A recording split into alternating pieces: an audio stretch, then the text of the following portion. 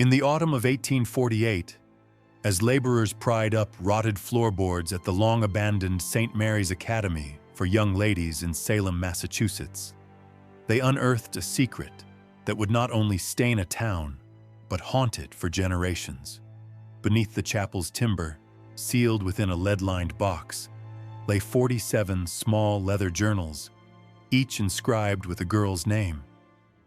The entries that followed read like the pages of a slow-burning nightmare, precise, confessional, intimate accounts of horrors that could scarcely be named. Even more damning were the client ledgers tucked between them, lists of names that read like a who's who of New England's elite. The Commonwealth of Massachusetts moved quickly. The Academy's records were sealed under the excuse of public safety. The filings were tucked away in the state archives, and to this day remain classified. What I will tell you now comes from testimonies never intended for light. Privately sworn statements, letters powerful families tried to bury, and the dying confession of a woman who carried these secrets in silence for 60 years. If you seek the truth behind America's darker chapters, if you are willing to look where others do not, this story is for you. But heed this warning. What unfolded at St. Mary's will ask you to reconsider everything you believed about virtue, power, and innocence in early 19th century New England. Turn back the clock to Salem in 1811, a city still shadowed by the memory of 1692, striving to scrub itself clean in the eyes of polite society. Its merchants wanted respectability. Its clergy wanted renown. Into that climate of reinvention arrived the Fairfax family, credentials impeccable, demeanor immaculate, proposals pitched in the language of charity. Victoria Fairfax was a striking woman, tall, composed, eyes of cold steel that read like verdicts. Widowed in her early 30s with a Virginia inheritance and an education shaped by Philadelphia parlors and London salons, she arrived with a single promise: to elevate young womanhood through strict moral instruction. The town embraced her plan. St. Mary's would be a sanctuary of learning for orphans and the daughters of respectable families alike. Tuition-paying girls would sit beside those accepted gratis. Lessons would include reading, arithmetic, French, music, needlework, and, above all, spiritual discipline rooted in Protestant doctrine. The house she bought for the Academy, an imposing Georgian mansion from 1787, had been called cursed by locals after 3 families fled its oppressive presence. Victoria ignored superstition. She rebuilt a chapel wing with stained glass saints, dormitories for 30 pupils, a dining hall, and on the 3rd floor, a line of private chambers she called meditation rooms, quiet places for reflection and purification. By her side were 2 relatives who would help cast St. Mary's in its sanctimonious light. Evangeline Fairfax, Victoria's sister, was slight and tremulous, her hands still marked by a childhood fever. She taught music and languages, her hymns said to stop even sailors at the harbor.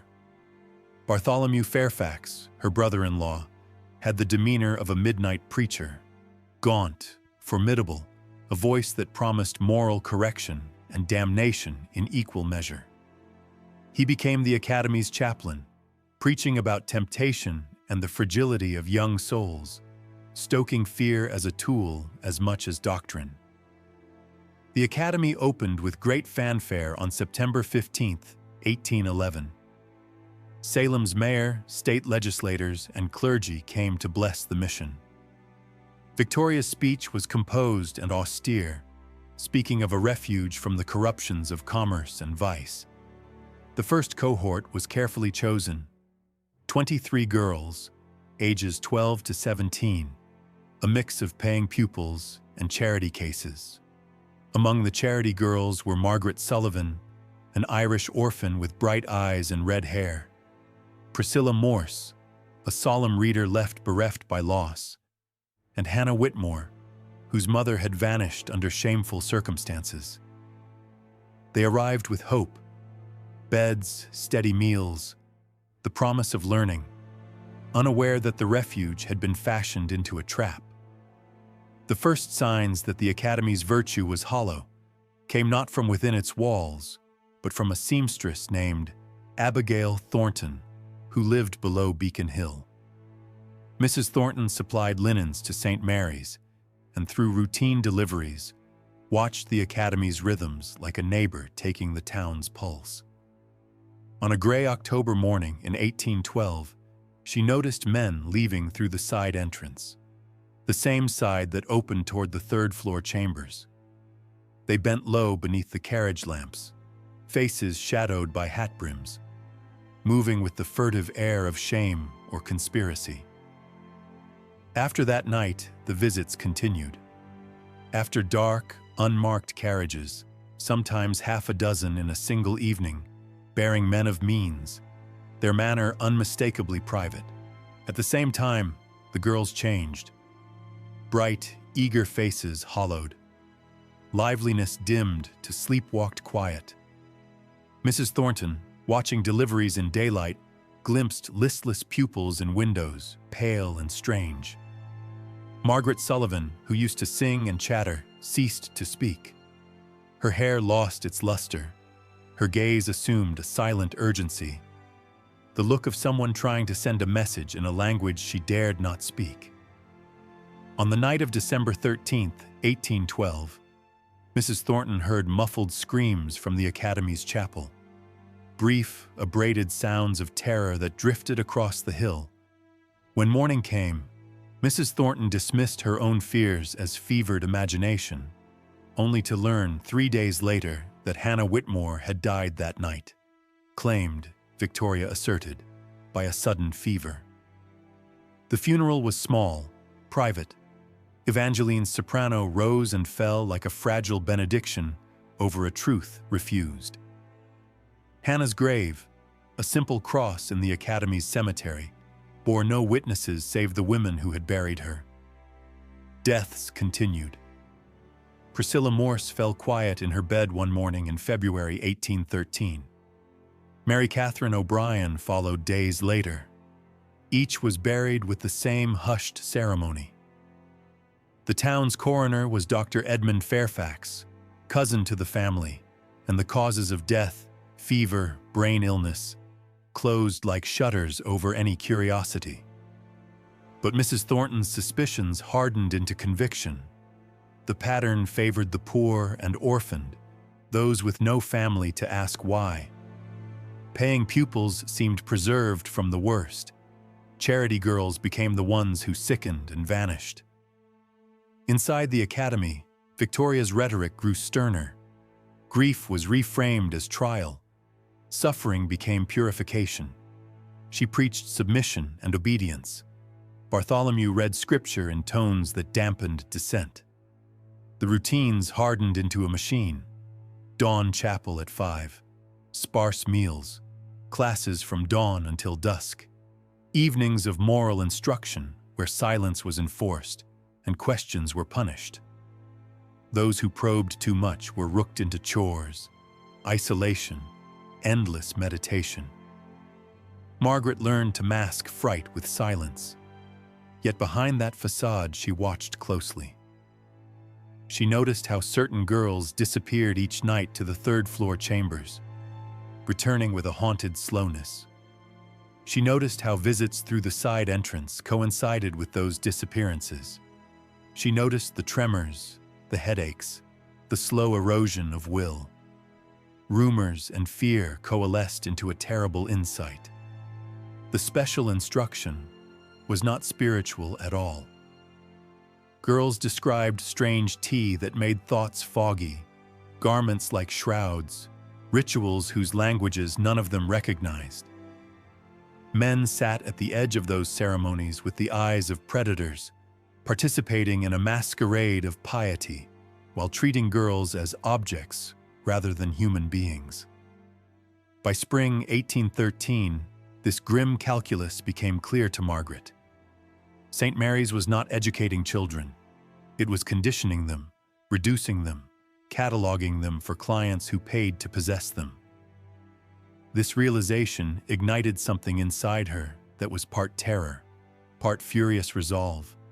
She had been impoverished and alone before. She had survived the streets. She would not let herself or the others be erased. The answer would not come from neighbors who saw only a respectable facade, nor from clergy who had been invited to bless the deception. It would require cunning, witnesses, evidence, and a daring that seemed at once impossible and necessary. When Miss Constance Hartwell arrived at St. Mary's in September 1813, she arrived as an unexpected beacon. A 24-year-old product of progressive schooling, she brought methods that prized curiosity and debate.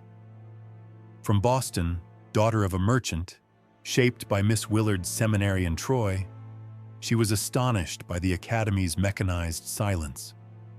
Her classes met recitations where questions were strangled. The brightest pupils, like Sarah Peyton, answered in rote, hands trembling, minds fogged. Constance's instincts, trained to trust inquiry, smelled poison where others saw virtue. One rainy November night, a furtive corridor meeting sealed their alliance. Constance, following a white-gowned figure toward the side door, found Margaret pressed to it, listening. Under the drip of rain and the hush of oil lamps, they spoke in whispers. Margaret's green eyes carried the map of all she had seen. She asked Constance to request an after-class conference.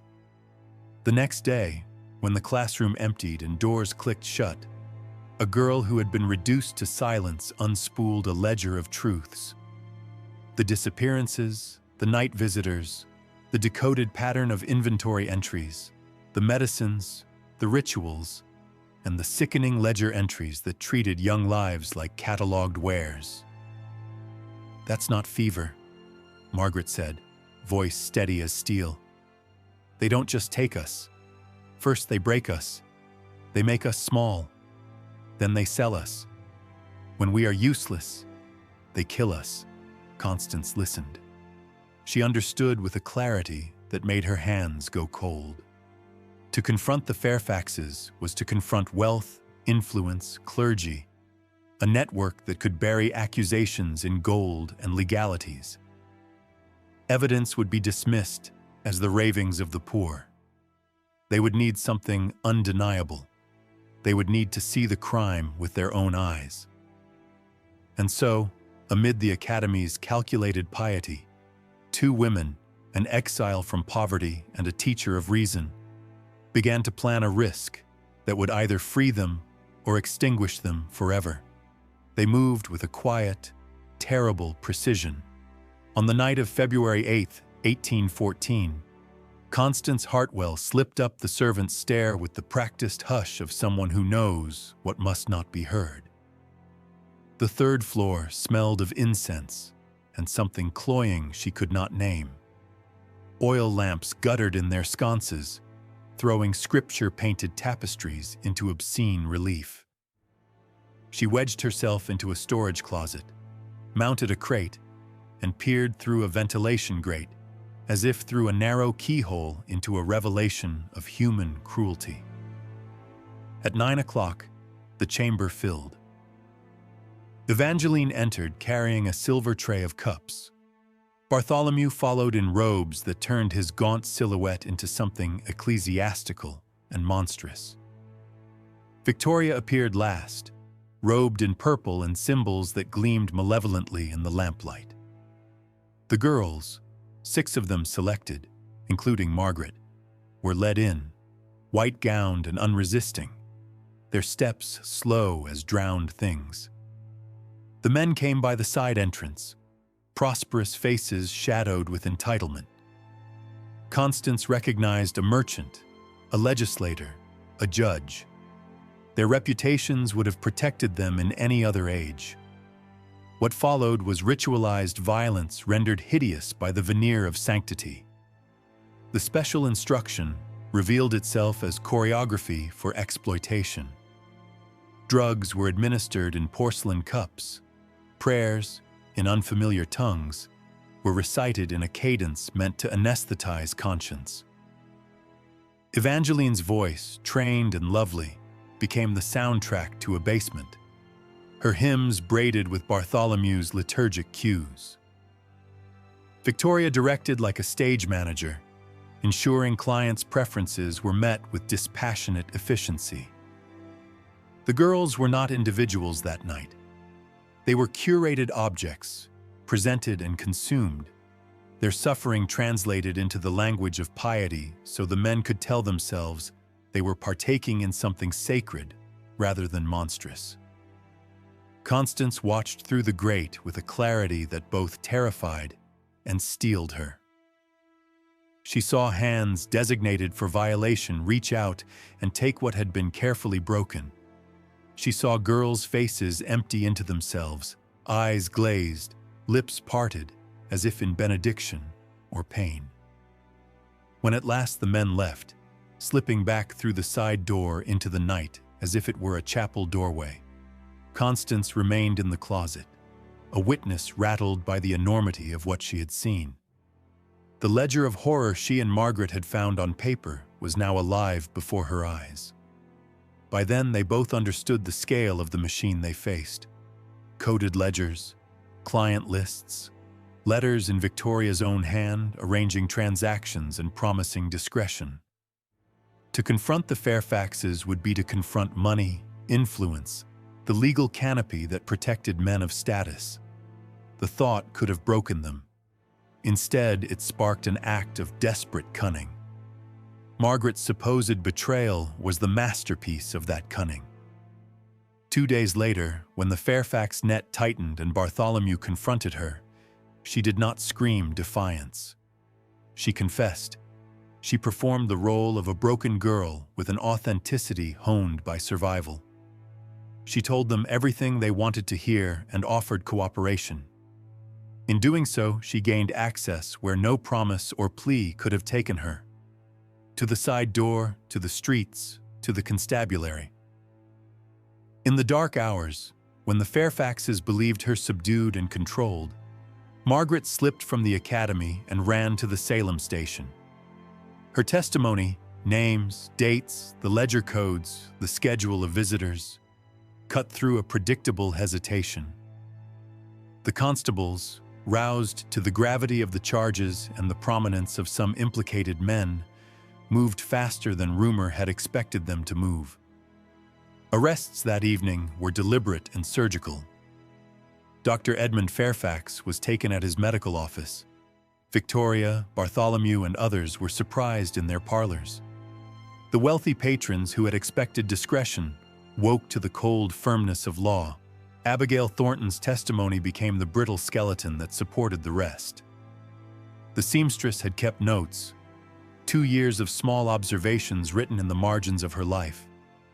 Carriages at night, the flicker of torches in chapel windows, pale girls whose cheeks hollowed like fruit slowly rotting. Working-class eyes had seen what respectable eyes could not be permitted to see. When investigators matched her records to ledgers and to the names Margaret produced, the case stopped being an accusation and became a dossier of criminality. The trial, when it came in September 1814, consumed the public imagination. For 7 weeks, the courtroom was a theater of disclosure where the cultured language of polite society was forced to contend with the raw testimony of victims and the meticulous accounting of ledgers. Victoria's polished self-defense, a narrative of charity corrupted by male clients and rogue relatives, dissolved beneath the weight of letters in her hand. The ledger entries that catalogued living girls in mercantile terms, and the witnesses who no longer feared to speak. Bartholomew's claim that these were misunderstood ceremonies collapsed when clergy and theologians testified that no Christian rite matched the liturgy practiced behind the academy's closed doors. Evangeline emerged from the proceedings as the most tragic of the accused. Medical examinations revealed years of drugging had left her mentally impaired, a hollow conduit through which music had been weaponized. Dr. Edmund Fairfax could not deny the pattern of falsified death certificates. His medical authority had been corrupted into camouflage. 43 young women, the investigation concluded, had died as a result of calculated poisoning and abandonment, not the vague fevers listed on their death records. The academy, prosecutors argued, was a procurement system, a conditioning factory whose profit calculus included the disposal of unprofitable bodies. For a nation that still prided itself on moral rectitude, the verdicts were a rupture. Dr. Edmund Fairfax received a severe prison sentence. Several complicit physicians found their careers ruined. Some patrons fell from office or fled the state. Others used influence and wealth to escape the gavel's full weight. But the Fairfax pair, Victoria and Bartholomew, were sentenced to die. On November 15, 1814, the state hanged them before a crowd numbering in the thousands, a public consummation of private outrages. What followed felt, in its small mercy, like repair. The Academy building was torn down in 1815, its timbers sold and used to recompense families. The empty lot stayed bare for decades until a park was planted and a simple monument raised. 43 names cut into stone, a short inscription imploring remembrance. New laws followed.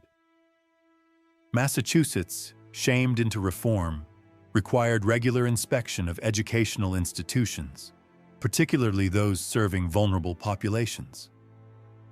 Record-keeping became a mandate. Oversight, however imperfect, was no longer optional. Margaret Sullivan, paradoxically, emerged from ruin into a public life forged by witness. Newspapers made a fragile celebrity of the girl who had learned to survive. She turned notoriety into purpose, founding a school in Boston that sheltered the poor and orphaned, a living counterpoint to the institution whose halls had nearly claimed her.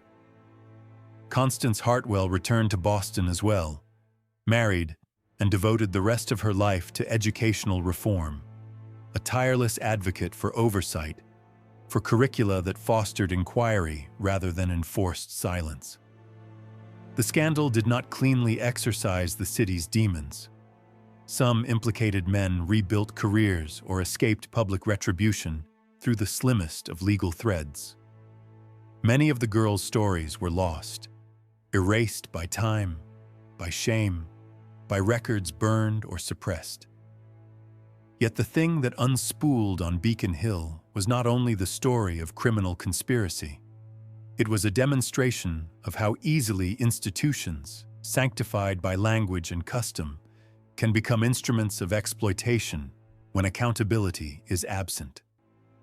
2 centuries later, the tale of St. Mary's keeps its teeth.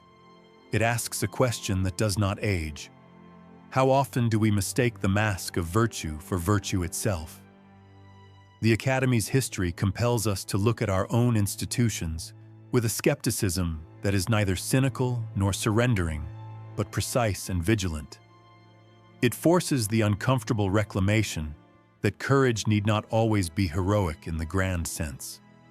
Sometimes courage is the small, cold decision to speak when silence promises comfort and complicity.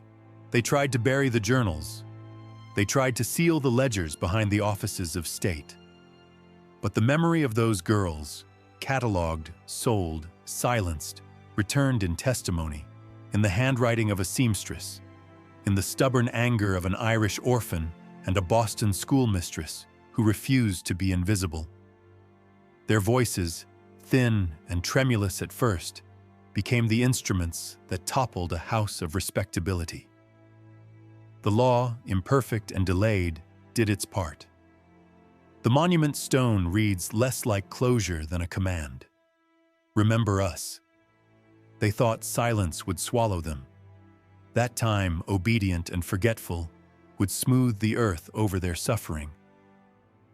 Yet history has a way of listening to the faintest echoes, and the voices of the 43 girls buried beneath St. Mary's Academy still rise, thin as breath on winter air, insistent as a hand tugging at the hem of memory. They whisper reminders of what happens when virtue becomes performance, when power answers only to itself, and when innocence is treated not as something to protect, but something to consume. In the years that followed the trial, Massachusetts found itself thrust into a period of uneasy reckoning. The public had feasted on newspaper accounts of the Fairfax executions.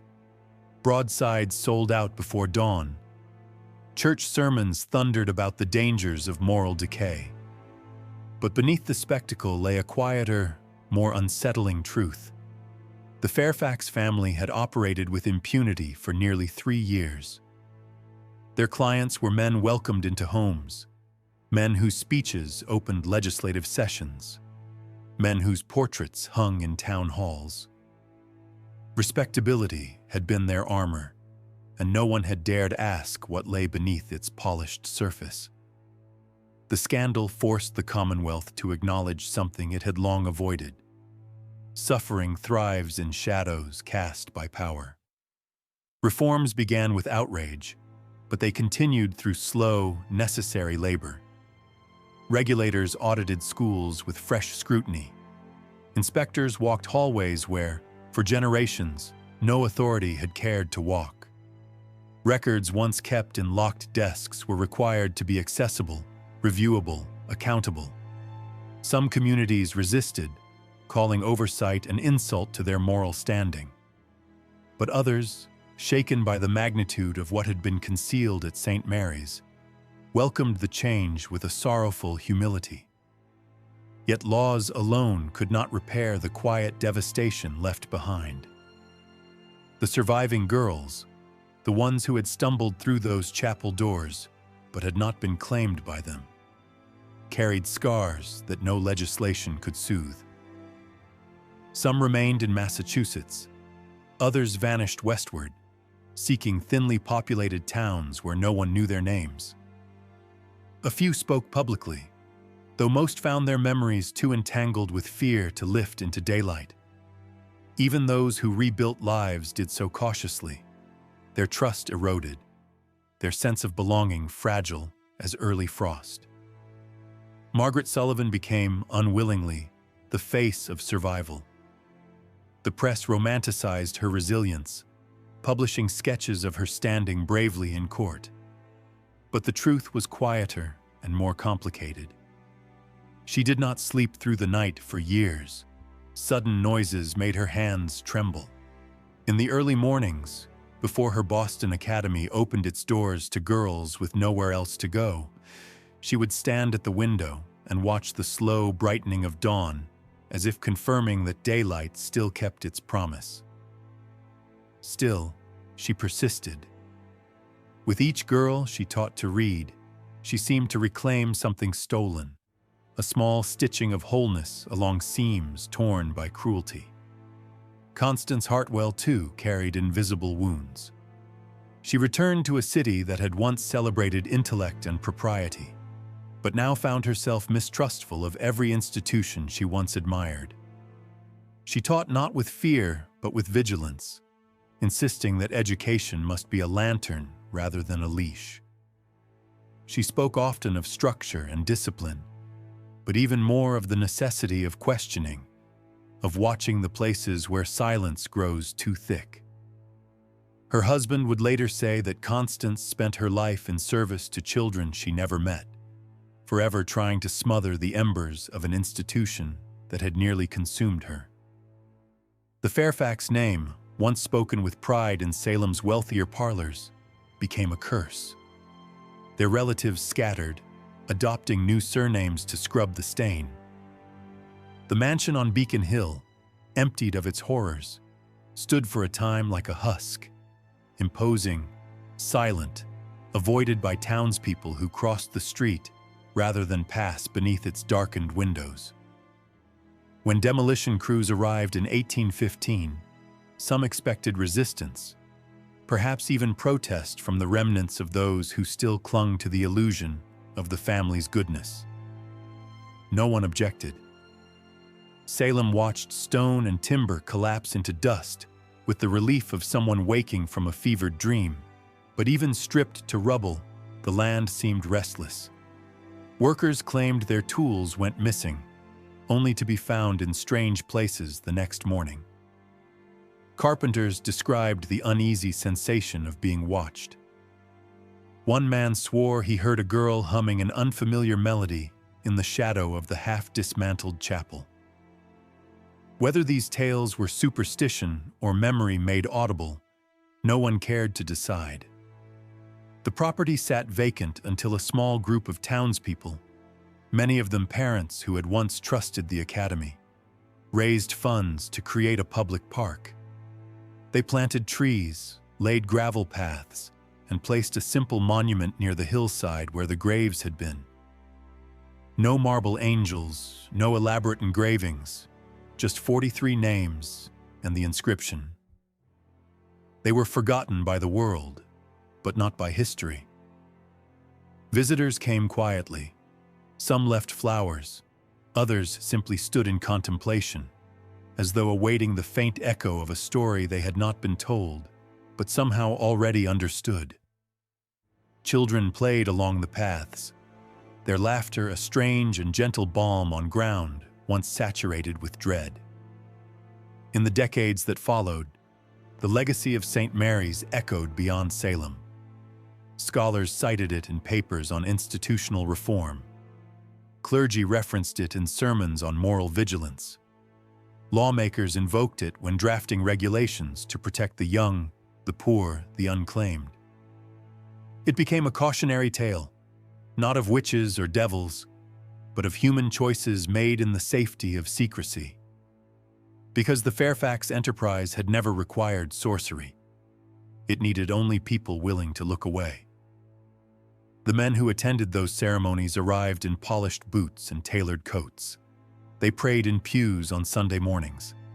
Some gave generously to charities.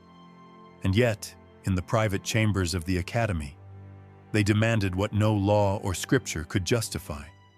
They believed their status would shield them. For a time, they were right. This is the bitter heart of the story. Evil thrives not in monstrous acts alone, but in the quiet certainty that no one will dare to confront it. And yet someone did. A seamstress who noticed too much. A girl who refused to surrender. A teacher who chose truth over safety. 3 unlikely witnesses who, by circumstance and courage, toppled an empire built on silence. Their defiance reminds us that history is shaped as much by the powerless as by the powerful. It warns that institutions, schools, churches, governments can become engines of harm when their authority goes unquestioned. And it insists that justice, though halting and imperfect, remains possible when even one voice dares to fracture a great and terrible quiet. 2 centuries have passed, and still the questions linger. Could such an atrocity happen now, beneath the cloak of respectability? Could power still disguise predation as piety? Could the vulnerable still be taught to trust the very hands that would break them?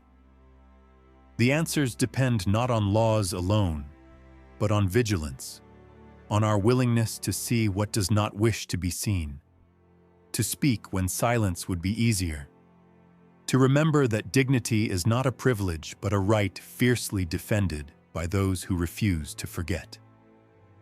The girls of St. Mary's were silenced in life, but in history their voices rise again. Their story compels us to listen, not for their agony, but for their warning. And if you've stayed with me through this shadowed journey into America's forgotten past, then you already understand something essential: that the past is not dead. It waits in records sealed and unsealed, in whispers preserved by time, in the stories powerful families hoped would never surface. It lives in the choices we make now, in whether we let institutions stand unexamined or dare to look beneath their polished floors to see what has been hidden. Tell me, after everything you've heard, do you believe such horrors could still hide beneath the mask of virtue today?